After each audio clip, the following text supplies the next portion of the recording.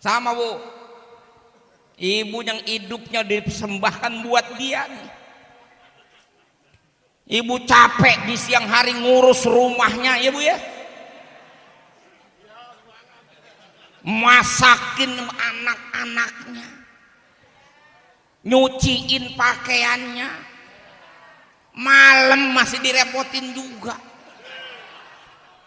Ibu udah persembahkan cinta ibu buat dia. Apa dia bisa tolong ibu ntar di padang mahsyar? Hati-hati.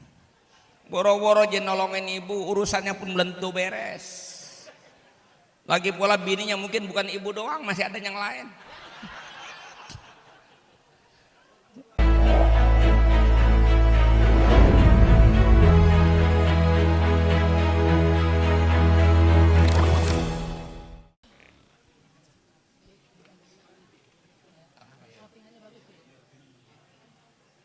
Satu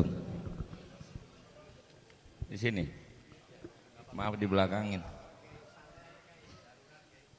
Assalamualaikum warahmatullahi wabarakatuh.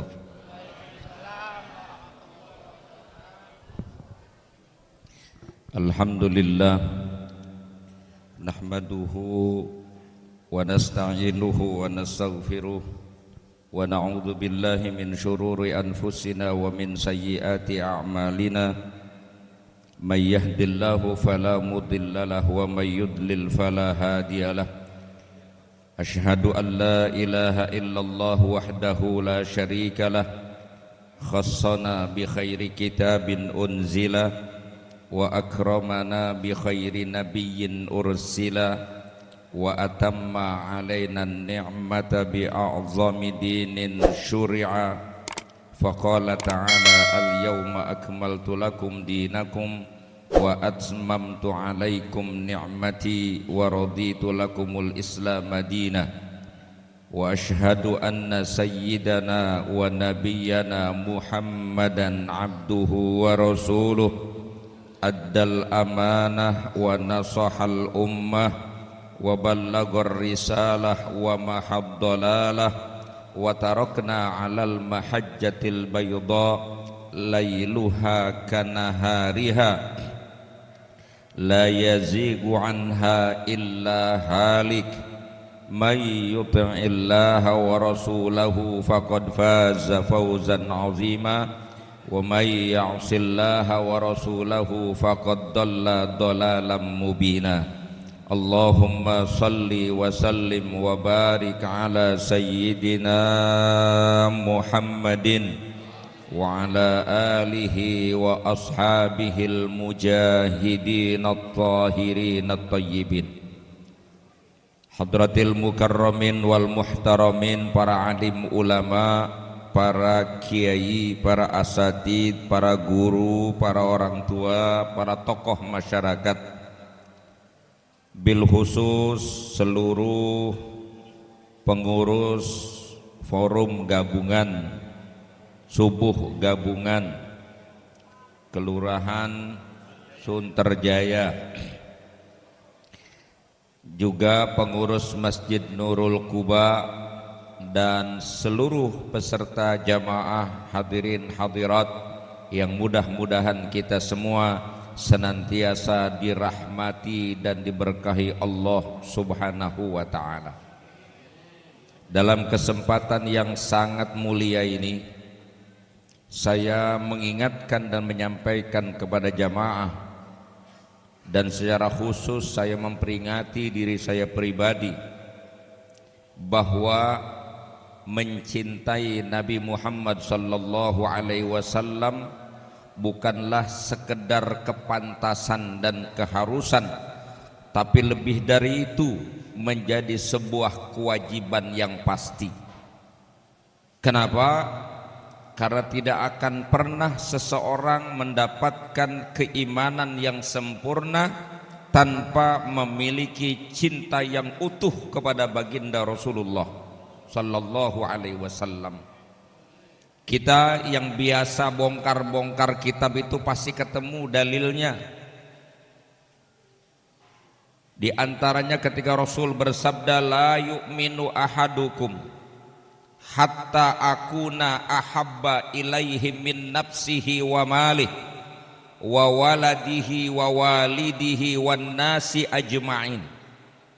Dan ada beberapa redaksi hadis yang sedikit berbeda tapi intinya sama, bahwa tidak sempurna iman setiap orang di antara kamu sebelum kecintaannya kepadaku mengalahkan cintanya kepada segala apapun di dunia ini. Sebelum cintanya kepadaku mengalahkan cintanya kepada dirinya, kepada hartanya, kepada anaknya, kepada orang tuanya, dan kepada siapapun selain itu. Tidak boleh cinta itu melampaui cinta kita kepada Nabi Muhammad sallallahu alaihi wasallam. Kalau yang disabdakan Nabi itu sekedar Nabi menyampaikan bahwa kita tidak akan sempurna iman kita tanpa cinta yang melebihi itu semua kepada Rasulullah. Tapi ada dalil yang lebih dahsyat dalam Al-Quran, surah At-Taubah ayat 24. Nanti coba periksa di rumah masing-masing kalau nggak percaya. Selama ini mungkin tuh ayat lewat begitu aja, kita baca lewat begitu saja. Ini ayat begitu tegas sekali sebenarnya. Qul in kana aba'ukum wa abna'ukum wa ikhwanukum wa azwajukum wa ashiratukum wa amwalun iktaraftumuha wa tijaratun takhshawna kasadaha wa masakinu tardawnaha ahabba ilaikum minallahi wa rasulihi wa jihadin fi sabilih fatarabbasu hatta ya'tiyallahu bi amrih wallahu la yahdil qaumal fasiqin. Qul, ini kalau versinya Syekh Nawawi Tanara asal qul pasti di belakangnya ya asyrafal khalqi. Katakan olehmu wahai kekasihku makhluk yang paling mulia. Khitabnya kepada Nabi untuk menyampaikan pesan Allah kepada umatnya. Kita umatnya bukan ini. Betul kita umatnya ini. Dapat pesan langsung dari Allah. Di ayat itu Nabi disuruh sampaikan ini. Maksudnya tegaskan kepada umat ini.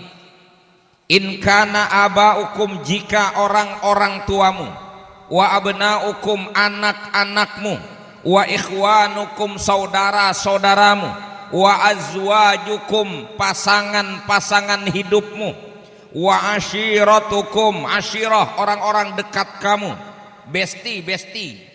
Nah, bestimu. Udah 5 tuh. Yang keenam wa amwalun iktaraftumuha, harta yang kau kumpulkan, wa tijaratun takhshawna kasadaha, bisnis yang selalu kau takut untuk rugi, wa masakinu tardawnaha, rumah tempat tinggal yang kau senangi. 8 hal ini kata Allah, ahabba ilaikum minallahi wa rasulih, lebih kau cintai dibandingkan Allah dan Rasulnya, wa jihadin fi sabilih, dan lebih kau prioritaskan ketimbang berjuang di jalan Allah dan Rasulnya. Fatarabbasu ay fantaziru, tunggu tanggal mainnya, hatta ya'tiyallahu bi amrih, sampai pada gilirannya Allah akan turunkan azabnya kepada kamu. Wallahu la yahdil qaumal fasikin, Allah tidak akan memberikan petunjuk bagi orang-orang yang fasik. Ini ayat gak perlu tafsir yang panjang-panjang sebenarnya. Sampai kemudian Al-Imam At-Tabari di dalam tafsirnya mengatakan, hadhihi hiya asyaddu ayat fil Quran. Ini adalah ayat yang paling keras dalam Al-Quran. Betapa tidak? Ancamannya yang pertama, Allah subhanahu wa ta'ala akan turunkan tegurannya kepadamu. Bahkan di ayat itu sampai hatta ya'tiyallahu bi amrih ay bi adzabih, azabnya diancamkan kepada kita. Yang kedua, pelakunya itu dimasukkan dalam kategori orang-orang fasik. Siapa fasik? Orang beriman tapi akrab dengan kemaksiatan. Karena tidak ada upaya mencintai Nabi, itu sebuah kemaksiatan sebenarnya. Makanya ikhtiar apapun kita lakukan Pak, termasuk bikin mulu dan kayak begini, walaupun Nabi kagak ngerjain.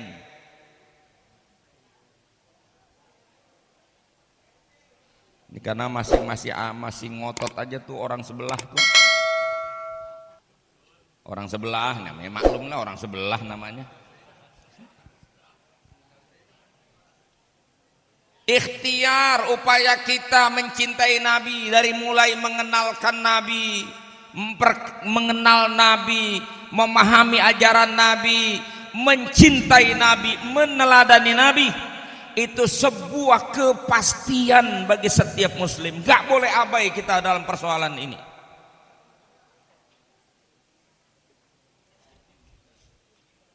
Ini bukan berarti dalam Islam kita dilarang mencintai yang 8 itu, nggak mungkin. Ini tobi'i, ini udah karakter manusia di mana-mana pasti. Nggak ada orang nggak sayang sama orang tua, orang normal maksudnya. Kita nggak bahas orang nggak normal. Orang normal pasti sayang sama orang tua, silahkan. Sayang sama anak pasti. Sayang sama banda, apalagi. Rumah juga begitu, bocor kita dandanin, betul. Bisnis emang jalan hidup kita bilang di situ, nggak dilarang, tapi jangan mengalahkan urusan kita dengan Allah. Itu semua hanya fasilitas hidup yang diberikan, dan itu fasilitas adalah wasilatul hayat, sementara maqasidul hayat kita adalah Allah dan Rasulnya. Tujuan kita itu diciptakan oleh Allah itu. Tadi udah baca Wirdul Latif ya? Coba Wirdul Latif di depannya. Belum apa-apa langsung ditegur kita dengan ayat, apa hasibtum annama khalaqnakum abatha wa annakum ilaina la turja'un. Emangnya ente kira, nih kalau pakai bahasa Betawinya nih, emangnya ente kira ente hidup ini buat jalan-jalan, nih hidup buat main-main, nih hidup ente buat senang-senang. Allah ciptakan kamu tuh main-main tanpa maksud dan tujuan. Ente pikir Allah nyiptain ente itu iseng gitu, kayak ente tuh suka iseng melulu. Kalau lagi bengong depan rumah ditanya lagi ngapain bang, kagak sih gue mah lagi iseng aja, kan suka begitu ngomongnya. Allah ciptain kita punya maksud dan tujuan. Dan apa ente kira hidup ini selesai begitu mati, selesai semua? Dah, kamu ngira kamu tidak akan kembali ke Allah untuk dimintakan pertanggungjawaban. Berarti di situ kita diingatkan bahwa ada tujuan dan maksud hidup, dan itu sudah disampaikan semua oleh Nabi kita Muhammad sallallahu alaihi wasallam. Sudah sampai kepada telinga kita. Semua kita udah tahu apa maksud hidup kita. Wa ma khalaqtul jinna wal insa illa liya'budun. Kita ambil posisi diri kita sebagai hamba Allah. Itu yang diajarkan Nabi kita. Dan ketika manusia benar-benar menisbahkan dirinya sebagai hamba Allah dan ambil posisi sebagai hamba Allah, Allah akan angkat nih hamba-hamba Allah pada posisi yang mulia. Itu terbukti ketika dulu para sahabat dengan sepenuh hati terima ini ajaran Nabi secara total. Generasi berikutnya tabi'in sampai tabi'in, terus sampai Islam kemudian berjaya di atas muka bumi ini. Bukan cuma di tanah Arab, bukan cuma di benua Asia, sampai ke Afrika, sampai ke Eropa, dan Islam pernah menjadi penguasa tunggal di muka bumi ini. 7 abad bahkan di Eropa Islam bercokol. Tapi kemudian sejak era kemodernan, umat Islam mundur semundur-mundurnya sampai hari ini. Dan kita hanya membaca sejarah kejayaan, kita euforia dengan sejarah bahwa kita pernah berjaya. Harusnya kita tanya, kenapa dulu kita bisa mendapatkan itu semua, tapi sekarang kita walaupun kita jumlah kita banyak tersebar di mana-mana, tapi kita semakin tidak berdaya. Itu jawaban dari ayat tadi, hatta ya'tiyallahu bi amrih. Apalagi kalau dikaitkan dengan An-Nur ayat 55, pasti ketemu itu jalurnya. Wa'adallahu alladhina amanu minkum wa amilus salihat la yastakhlifannahum fil ard. Allah berjanji kepada orang-orang yang benar-benar beriman kepada Allah dan beramal soleh, Allah akan angkat mereka menjadi pemimpin di muka bumi ini sebagaimana telah pernah Allah angkat mereka. Allah jadikan mereka pemimpin di muka bumi. Itu sudah terjadi eranya. Kita mundur sekarang. Kenapa? tidak lagi menjadikan Allah dan Rasul sebagai tujuan hidup. Justru tujuan hidup kita sesuatu yang rendah. Dunia yang harus menjadi wasilah hidup kita, wasilahnya sarana hidup, wasilatul hayat, justru kita jadikan maqasidul hayat. Sarana kita jadikan tujuan, sementara tujuan hilang entah kemana. Itu sekarang yang terjadi. Ini kalau ngomong ada teorinya begini Pak. Ini kalau ngomong bahasa orang Arabnya namanya tarkibul wujud, membaca realitas namanya. Tapi kalau pakai bahasa orang Sunter ini namanya, bahasa orang Sunter, the structure of existence.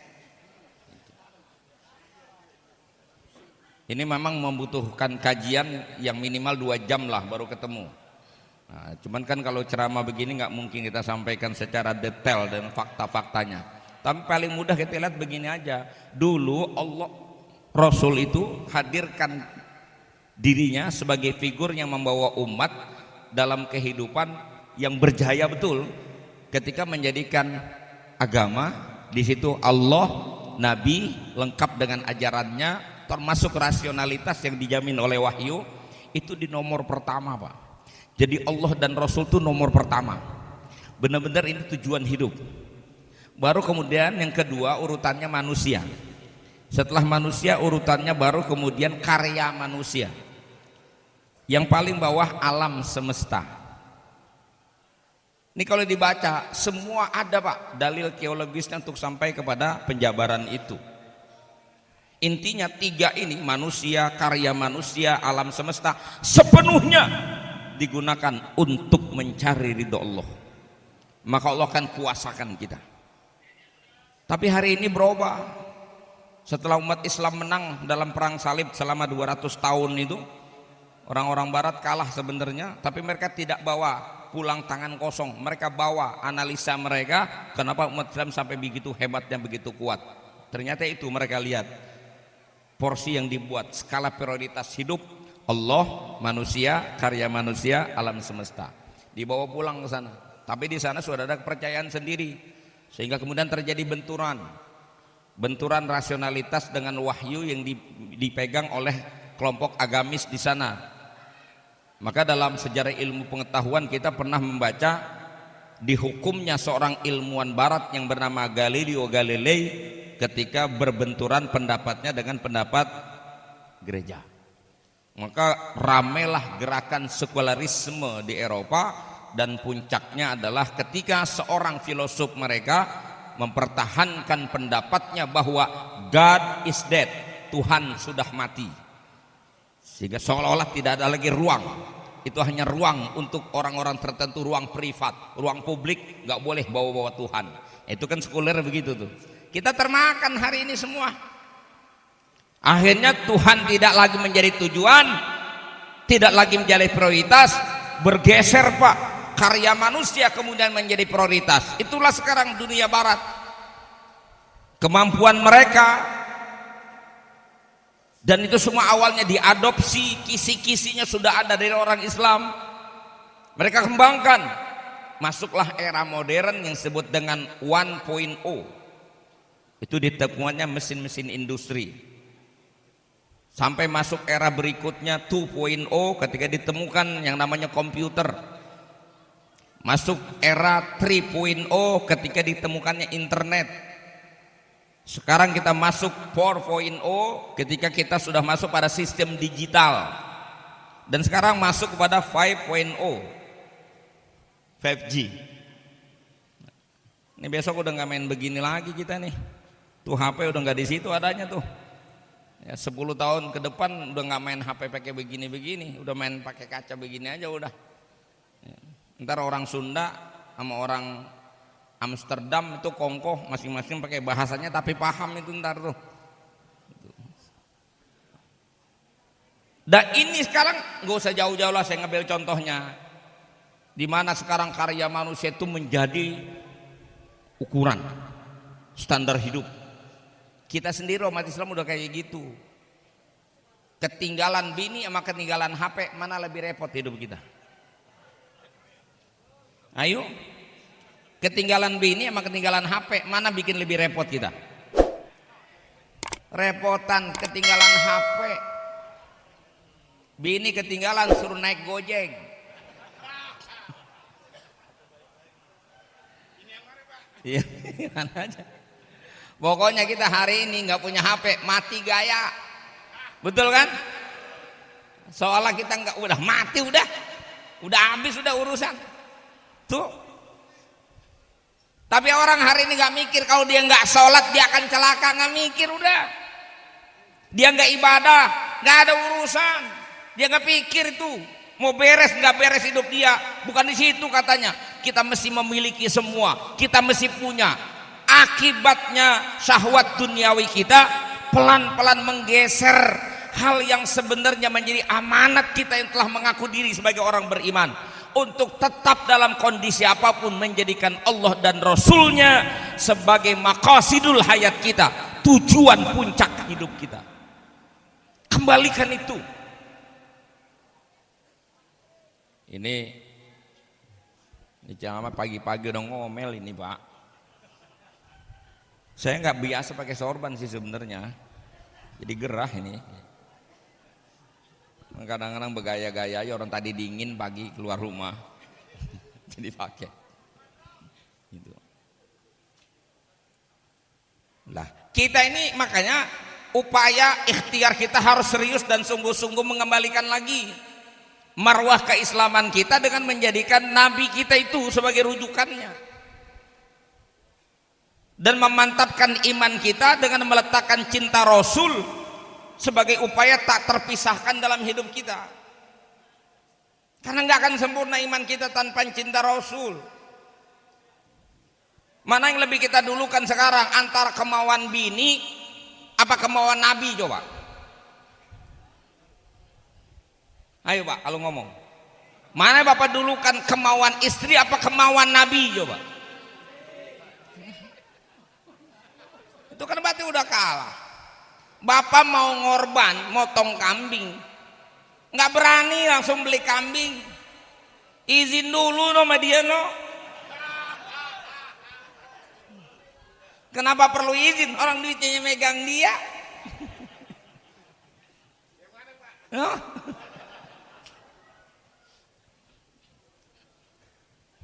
Sudah yang bangsa takut sama bini mah ya. Boro-boro beli kambing buat ngorban, beli rokok aja minta bini. Ini bini berat udah urusannya, mau sedekah nanya bini dulu, padahal dia mau mati nggak nanya bini. Mau sholat aja kadang-kadang celangak telinguk dulu. Gimana? Kasihan emang anak laki itu kadang-kadang. Bu, saya mau kasih tahu Bu, kasihan suami ibu, tolong jangan diomel-omelin ya Bu ya. Ini anak laki nasibnya sedih kalau dipikir-pikir. Hidup tuh nggak berhenti diomelin. Masih kecil diomelin emak. Udah gede masuk sekolah diomelin guru. Lulus sekolah masuk kerja diomelin bos. Kawin diomelin bini. Ntar mati diomelin sama dia. Munkar nakir. Duh. Makanya cinta kita ala kadarnya Pak, jangan berlebihan yang begitu mah, biasa. Bapak udah sungsang sumbel nyari duit, betapa susahnya, mati-matian, buat apa coba? Buat nyenengin dia dong tuh. Sampai kita lupa dengan kesenangan kita.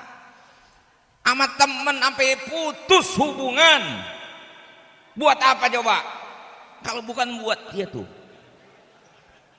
Sekarang pikir kira-kira sebegitu Bapak berkorban siang malam untuk menyenangkan pasangan hidup Bapak, apa dia bisa nolongin Bapak ntar di padang mahsyar?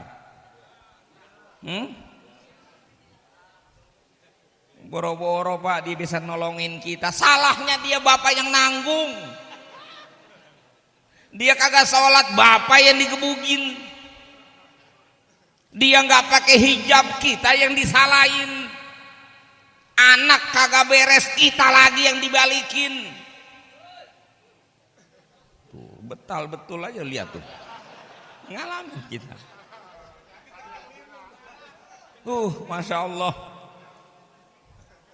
Kata suami, kan saya udah ajarin Pak Ustadz, kan saya udah tuntun, emang dianya bandel masa saya mau disalahin juga? Tetap salah Pak, tetap Bapak salah, salah nyari bini. Cari bini yang punya kesepakatan menjadikan Allah sebagai tujuan, tuh baru bener tuh.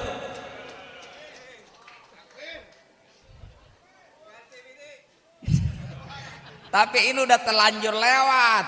Bagaimana? Kalau sama-sama ngaji kan enak, ntar di rumah tinggal musyawarah. Bu, kita robah konstruksi hidup kita, harus kita letakkan pada porsinya. Tidak lagi kita tujuan mengejar dunia. Kerja kita adalah menuju surganya Allah. Bagaimana caranya kita selamat dunia, selamat di akhirat. Begitu. Paham Mbak? Sama Bu, ibu yang hidupnya dipersembahkan buat dia nih. Ibu capek di siang hari ngurus rumahnya ya Bu ya, masakin anak-anaknya, nyuciin pakaiannya, malam masih direpotin juga. Ibu udah persembahkan cinta ibu buat dia. Apa dia bisa tolong ibu ntar di padang mahsyar? Hati-hati. Boro-boro aja nolongin ibu, urusannya pun belum tentu beres. Lagi pula bininya mungkin bukan ibu doang, masih ada yang lain.